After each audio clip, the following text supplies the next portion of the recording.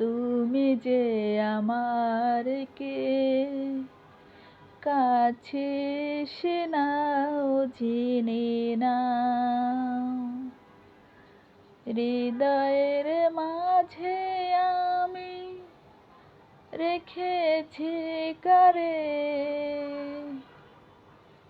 কাছে এসে যাও দেখে যাও, তুমি যে আমার কে কাছে এসে নাও জেনে নাও।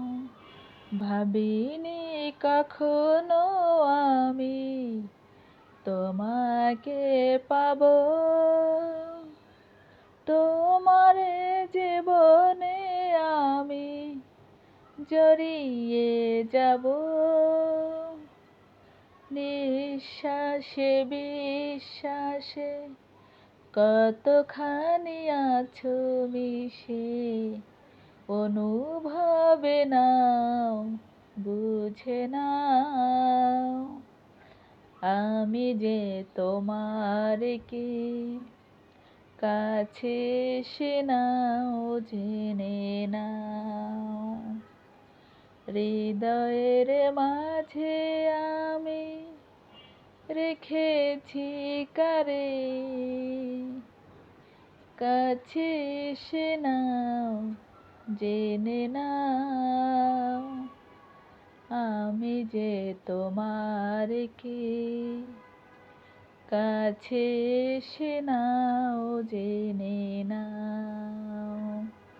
জানি না এ কোন আলো ছড়িয়ে দিলে আমার পৃথিবীটা ভরিয়ে দিলে,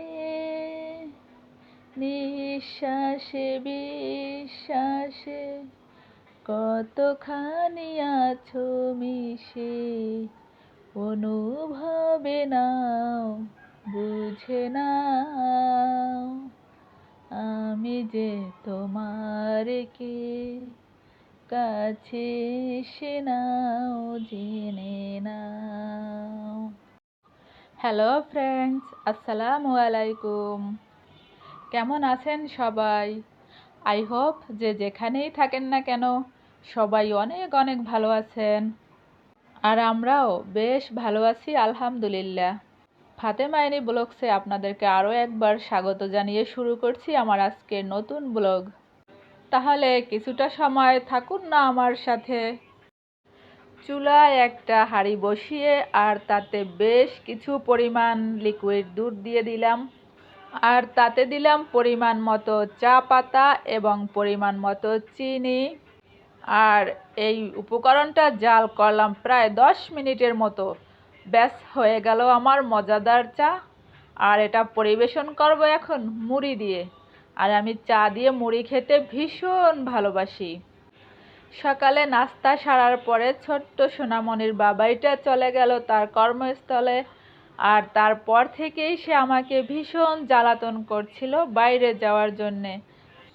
দীর্ঘদিন বাংলাদেশের পরিস্থিতি ভালো ছিল না, রাজনৈতিক পরিস্থিতি, কোটা আন্দোলন, বৈষম্য বিরোধী আন্দোলন, তারপরে এক দফা, তারপরে হাসিনার বিদায়, সব মিলিয়ে বাইরে যাওয়াটা একেবারেই বন্ধ ছিল আমাদের, কারণ দেশের পরিস্থিতি ভালো ছিল না। যে কোনো সময় বাইরে হাউর হাঙ্গামা ঘটে যায়, তাই বাইরে যাওয়াটা আমাদের বেশ কিছুদিন বন্ধ ছিল। আলহামদুলিল্লাহ দেশের পরিস্থিতি এখন বেশ ভালো, আর সবাই এতে খুশি যে স্বৈরাচারীর পতন ঘটেছে। আর সেজন্যই তো আমরা বাংলাদেশের মানুষ একটা স্বাধীন সার্বভৌমত্ব আবার ফিরে পেয়েছি। বাসার সামনে রোডে আসতে না আসতেই দেখি যে আনারসওয়ালা হাজির আনারসের সম্ভার নিয়ে। তো দেখি আমার বেশ লোভ লেগে গেল যে বাসার সামনে এত রসালো আনারস, আর স্মেলটাও ছিল দারুণ। আর তাই তো দেরি না করে কিনে নিলাম আনারস, আর আনারসটাকে রেখে দিলাম আমাদের পরিচিত এক দোকানদার ভাইয়ার কাছে। তারপরে আমরা আস্তে আস্তে হাঁটতে হাঁটতে সামনের দিকে এগোলাম। এগোতে এগোতে দেখি পাশের বাড়ির বাগানে 3খানা মিনি খেলা করছিল। আর তা দেখে লোভ সামলাতে পারল না আমার ছোট্ট রাজকন্যে। আর তাই তো আমার ছোট্ট কন্যে মিনিদের সাথে লুকোচুরি খেলার জন্য প্রবেশ করে গেল সেই বাগান বাড়িতে। ছোট্ট সোনামণি কখনো কখনো 1 পা 2 পা করে করে ওদের সামনে যায়, আবার কখনো কখনো ওরা যদি সামনে আসে সে 1 পা 2 পা করে পিছনে চলে আসে। আসলে একটু ভালোবাসাও কাজ করে এবং একটু ভয়ও কাজ করে, কি বলেন তাই না? আর ছোট্ট সোনামণিদের এমন সুন্দর দৃশ্য দেখতে কার না ভালো লাগে বলুন তো? কি সুন্দর যে একটা দৃশ্য! ছোট্ট ছোট্ট বিড়াল ছানা সাথে একটি ছোট্ট সোনামণি কি সুন্দর করে লুকোচুরি খেলায় মেতে আছে, অপরূপ দৃশ্য। দেখতে থাকুন বন্ধুরা, দেখতে দেখতে এক সময় ভালো লাগা ভালোবাসা হয়ে যাবে ইনশাল্লাহ। আর যদি ভালো লাগা ভালোবাসা হয়ে যায়, আশা করি আমার চ্যানেলটিকে সাবস্ক্রাইব করে নেবেন আর সেই সাথে অল অপশনটি প্রেস করে রাখবেন, যাতে করে আমি নতুন ভিডিও আপলোড দেওয়ার মাধ্যমে নোটিফিকেশন হয়ে পৌঁছে যায় আপনার মুঠোফোনে।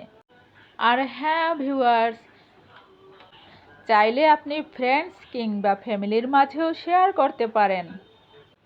এখন একটি ছোট্ট লাইক দিয়ে ভিডিওটি কন্টিনিউ করতে থাকুন।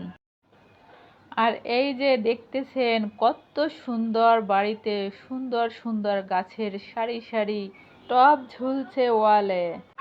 আরও আছে হরেক রকমের পাতাবাহারি গাছ, হরেক রকমের ফুল গাছ। এটা বলার অপেক্ষা রাখে না যে এই বাড়িওয়ালা ভীষণ শৌখিন মানুষ, আর শৌখিন মানুষেরাই এরকমের সুন্দর বাগান করতে পছন্দ করে। আমার ছোট্ট সোনামণিটা মেতে আছে মিনিদের সাথে খেলাধুলা করতে, আর আমিও মেতে আছি এই সৌন্দর্য লীলাভূমি দেখতে দেখতে।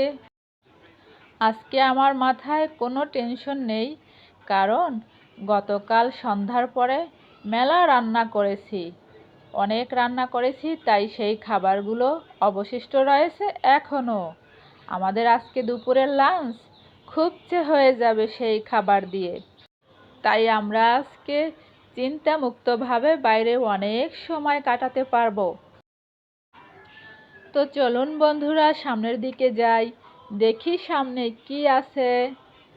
ওই তো অনেক বড় একটা ক্লথ স্টোর, আর ওখানে দেখতে পেলাম ছোট্ট সোনামণির জন্য একখানা ড্রেস ঝুলানো রয়েছে ডিসপ্লেতে, একখানা স্কার্ট। আমার কাছে দেখে ভীষণ ভালো লেগে গিয়েছিল, তাই আর কথা না বাড়িয়ে ড্রেসটাকে ক্রয় করে নিলাম আর ওখান থেকেও ভেগে পড়লাম।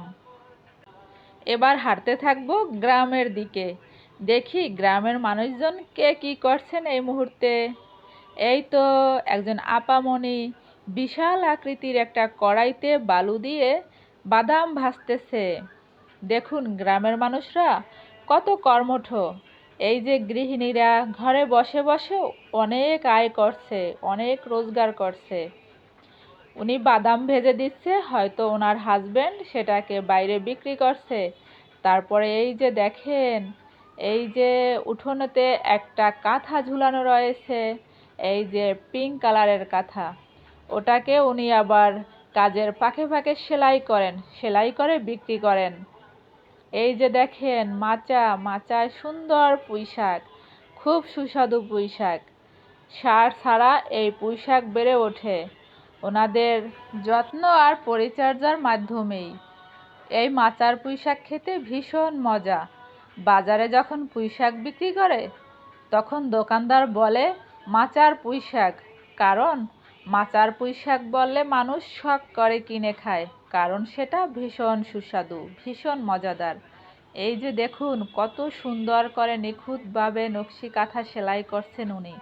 এই কাঁথা উনি বাইরে বিক্রি করেন, আর এভাবে সংসারের আয়ে অনেক সহযোগিতা করেন এই গৃহিণীরা। এই যে এখানে উনি বাদাম ভেজে ভেজে ওনার হাজবেন্ডকে দিয়ে বাইরে বিক্রি করান, আর উনি ঘরেও এভাবে কাঁথা সেলাই করে রোজগার করেন। দেখুন গ্রামের গৃহিণীরা কতটা পারদর্শী বিভিন্ন কাজে। কতটা কর্মঠ। এই যে কত সুন্দর নকশি কাঁথা সেলাই করছেন আরেকজন আপা।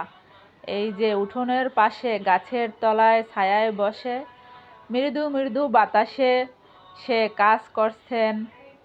আর এই যে একটা আপু তালের খোসা ছাড়িয়ে তালগুলোকে বোলের ভিতরে নিয়ে কিছুটা পানি দিয়ে দিয়ে ঘষে ঘষে এটা থেকে জুস বের করছেন।